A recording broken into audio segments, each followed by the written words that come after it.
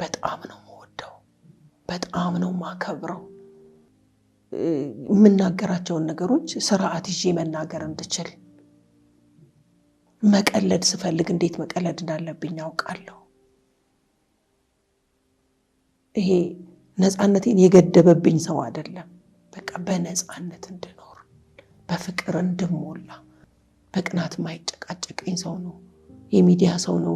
በዚህ ጋር ወጣሽ ገባሽ አልባልም፣ አይጋፋኝም። በጣም አንደርስታንድ ተደራርገን ነው የምንኖረው።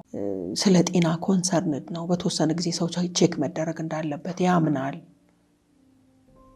እና በዚህ ሁሉ ውስጥ ድርሻዬን እንዳልስት የተጠበቀብኝን ነገር ማድረግ እንድችል ሆኜ እንድኖር በቃ መንገድ አሳይቶኛል።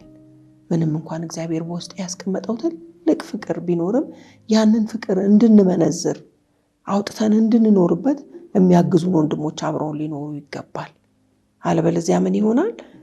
የሚቆጣኝ ሰው ከሆነ መገዛቴ ዝቅ ይላል። ደኛ አይነት ሰው ከሆነ ሰሞነኛ ፍቅር ብቻ ከሆነ ያለው የሚፈልገውን አይነት ነገር ለማድረግ በጣም ችግር ሊሆን ይችላል። ስለዚህ እንደዛ እንዳይሆን እና ቤታችን በቃ በፍቅር የተሞላ እንዲሆን ትልቁን አስተዋጽኦ የተወጣ ሰው ነው።